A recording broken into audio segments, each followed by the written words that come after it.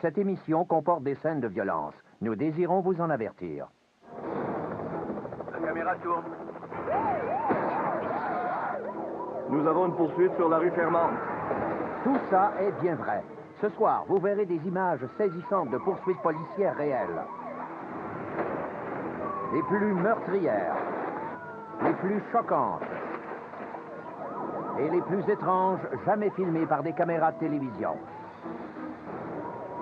Nous allons revivre les poursuites les plus périlleuses de tous les temps, grâce à de nouvelles images inédites. Les services de police et les agences de presse des 4 coins du monde nous ont fait parvenir ces images pour que vous sachiez comment ça se passe. Parce qu'ils veulent que vous saisissiez bien toute l'horreur et la souffrance qui sont à l'œuvre quand on tente d'échapper à la justice. Car plus on sait ce qui se passe réellement, plus on est en mesure de l'éviter. Et si jamais vous aviez l'intention vous-même de fuir la justice, le simple fait de regarder cette émission vous fera sûrement changer d'avis à tout jamais.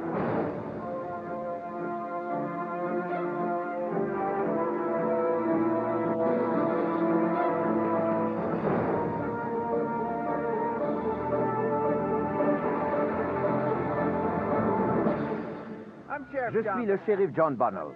Qu'est-ce qui fait qu'une poursuite policière nous fascine tant? Qu'est-ce que ça peut avoir de si intéressant, de si irrésistible et troublant à la fois? J'ai 27 ans de métier dans la police et je peux vous affirmer que ce qui peut sembler excitant est le plus souvent fatal. Alors, attachez vos ceintures, je vous invite aux premières loges des poursuites à haute vitesse. Vous êtes au volant.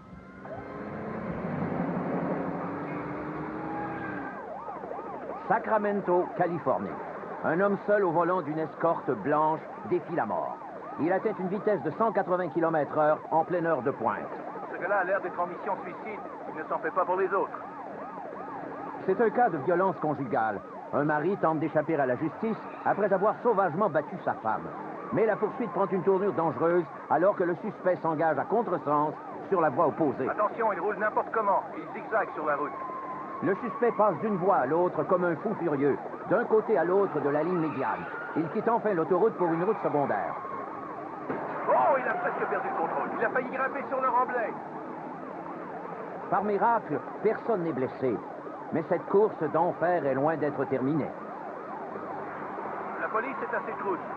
Elle est juste derrière lui. Ils veulent l'arrêter, mais ils sont prudents. On ne peut pas provoquer d'accident, mais on doit l'arrêter.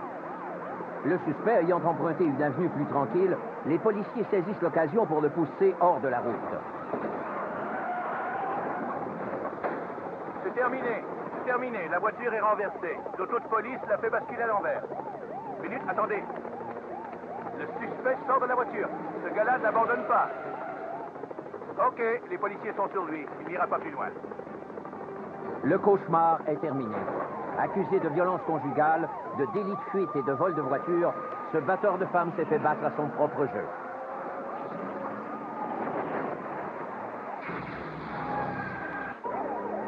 Boston, 4 heures du matin. L'agent de police Mike Fiore repère une voiture volée. J'ai une poursuite rue Fermante, une Toyota grise. À 110 km/h, le suspect brûle un feu rouge. Il semble qu'il ait essayé d'écraser un policier de Boston. On arrive à la rue Washington, d'accord? Comme il ne s'attend pas à rencontrer d'autres véhicules à cette heure, le suspect accélère à 130 km/h. Devant lui, un autre conducteur entend la sirène de police et se range à droite. La voie de gauche, ainsi dégagée, laisse assez de place au chauffard pour qu'il évite l'autre voiture. Mais pas assez pour ce suspect qui s'imagine pouvoir dépasser l'autre par la droite. Il se trompe. Il vient d'accrocher une voiture. À vous. Il repart de plus belle. Mais son moteur est endommagé. De la fumée s'en échappe. L'agent Fiore accélère et l'oblige à s'arrêter. Cette poursuite est terminée. Los Angeles à la tombée du jour. Une Jetta noire file à vive allure sur l'autoroute. La patrouille de police sur la route comme dans les airs est à ses trousses. On voit une voiture de police le suivre de très près. La police de Los Angeles le poursuit pour refus de céder, c'est tout. Le fuyard appuie à fond sur l'accélérateur. Mais curieusement, il semble se préoccuper davantage de son apparence que de son infraction. Mais qu'est-ce qu'il fait là? On dirait qu'il essaie d'enfiler ou de retirer un collier. Se servant seulement de ses genoux pour conduire, le suspect maintient son avance sur les policiers. Il a l'air d'accélérer de 130 à 160 km/h. Il a fini d'ajuster son collier. Maintenant, le chauffeur accélère et laisse la police loin derrière. On arrive à l'autoroute 710. Il roule à près de 160 km/h. Il a maintenant les deux mains sur le volant. À 160 km/h, ce type a tout intérêt à bien tenir son volant. Il va vraiment vite maintenant et passe d'une voie à l'autre. Le retour à celle de droite. La voiture de police n'arrive pas à suivre la Jetta noire. Il va perdre le contrôle, on dirait. Il est sur l'accotement de droite. Il ne semble pas maîtriser son véhicule. Oh mon Dieu! Cette voiture a presque quitté la route. Oh là là, l'autre s'en est sorti, mais le suspect file vers le sud. Maintenant, l'enjeu excède le simple refus de céder le passage. Ce gars-là sera poursuivi pour agression armée. Oh, regardez-le! Il fait demi-tour! Il roule en sens inverse vers le nord sur la 605 sud. Oh, il se sauve à pied. Fuite à pied. Son auto roule à contresens, sans chauffeur. L'homme court sur la chaussée. Il saute le muret. Il quitte l'autoroute et s'enfuit à pied sous les arbres. Les policiers le suivent. Il court toujours. OK, il l'intercepte et tente de l'immobiliser. Les agents de la police de Los Angeles l'ont maîtrisé, mais il a l'air de résister. Ce gars-là ne se laisse pas faire. Les poursuites sont toujours dangereuses, mais cet homme a de la chance. Il ne s'est pas tué et n'a blessé personne. Il a maintenant des bracelets qui s'agencent à son collier. On appelle ça des menottes. Los Angeles, un voleur de banque s'enfuit avec des milliers de dollars. Mais la police est juste derrière lui et sa voiture est en feu. Il y a de la fumée, le véhicule fume. Tout à coup, le suspect sort de sa voiture. La chasse à l'homme se poursuit à pied. Il est à pied, à pied. Il court sur le trottoir. La police le suit dans un stationnement. Ce type est rapide, mais il perd le contrôle. Il trébuche soudainement et fait une culbute. Ils l'ont. Ils essaient de l'arrêter, mais il se débat. Le suspect violent frappe un policier, mais il n'a aucune chance contre les 5 agents qui l'immobilisent. Et des centaines de billets de banque jaillissent de ses poches. Oh, il y a de l'argent là, plein d'argent, des billets, des dollars. Maintenant, ce gars-là est bon pour une balade qui le mène droit en prison. À venir, dans le cadre des poursuites infernales, des coups percutants au New Hampshire, des fuyards criminels en Californie et des motards fous aux 4 coins du monde.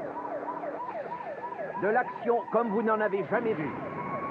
Des excès qui dépassent l'imagination.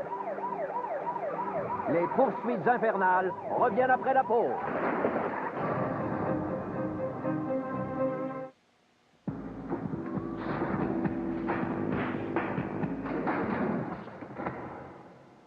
Hey, on est embarré. Parfait.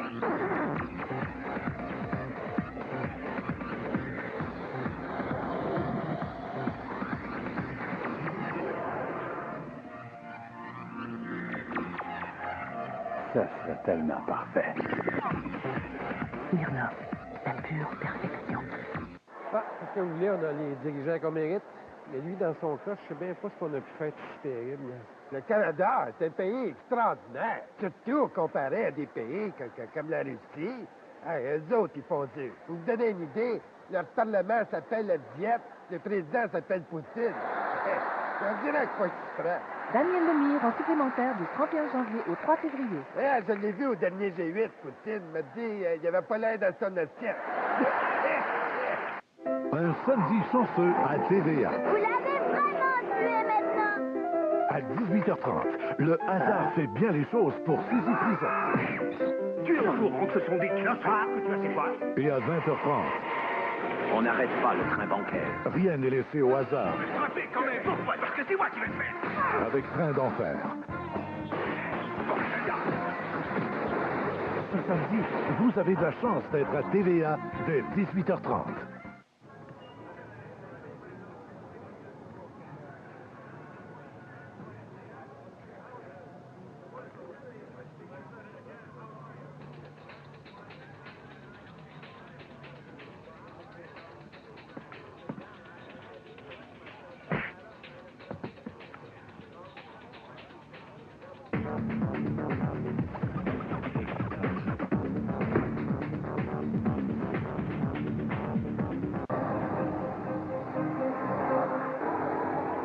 Des motos en folie, des autos féroces et des autobus dangereux.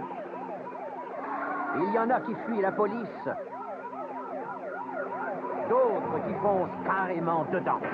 Ils reculent sur les voitures de police, ils les repoussent comme des jouets. La vie d'un policier est tout à fait imprévisible.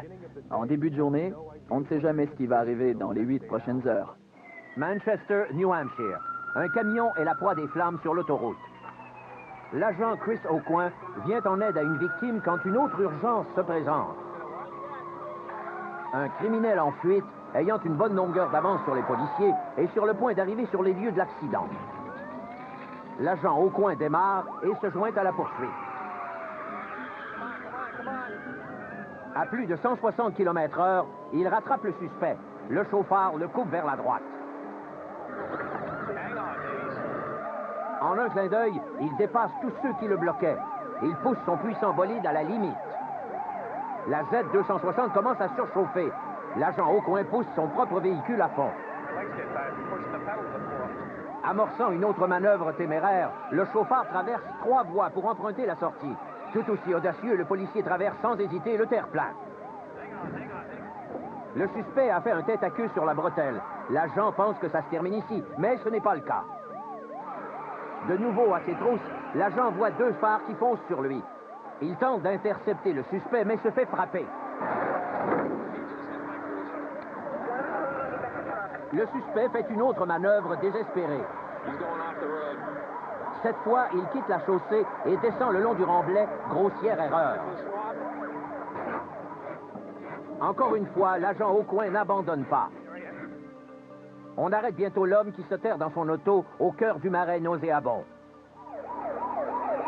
Mais ce marécage, c'est le paradis comparé à ce qui attend ce délinquant qui pourrait écoper de 19 ans de prison pour avoir commis plusieurs délits, dont le trafic de stupéfiants et des voies de fait contre un agent de la paix.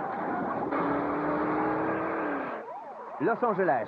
La police poursuit une camionnette noire qui roule à tombeau ouvert dans un quartier résidentiel. Alors que les policiers tentent de l'arrêter, le chauffard fait brusquement demi-tour au risque de tuer quelqu'un. Les policiers le font déraper de peur qu'il ne s'échappe. Ils l'encerclent. Les policiers appellent ça la manœuvre de l'entonnoir. Ça prend beaucoup de métier, une parfaite maîtrise du volant et un esprit d'équipe à toute épreuve pour réussir cette manœuvre. Ces agents l'ont exécuté de main de maître. L'idée au départ était de l'empêcher d'aller plus loin, pour éviter à tout prix qu'il ne blesse quelqu'un. Ils l'ont arrêté. Entre le moment de l'appel initial et l'arrestation, il s'est passé moins de 4 minutes. San Bernardino, Californie. On se croirait dans une scène d'Easy Rider. Ce motocycliste, en quête d'émotions fortes, roule à toute vitesse sur l'autoroute avec la police à ses trousses. Se moquant des policiers qui le suivent de près, le motard accélère dans le trafic et les met au défi de le rattraper. Finalement, le suspect semble prêt à se rendre. Mais c'est une feinte. Le motocycliste fait semblant de s'arrêter, puis accélère sur un chemin de terre où il croit que la police ne le suivra pas. Mais la voiture de police devient un tout-terrain et ne le lâche pas d'une semelle. De retour sur la chaussée, d'autres policiers se pointent et finissent par intercepter le suspect. Ce motard irrespectueux est en route pour la prison. Orlando, Floride. Ce motocycliste roule de nuit sans phare. La police l'arrête, mais il décide de s'enfuir.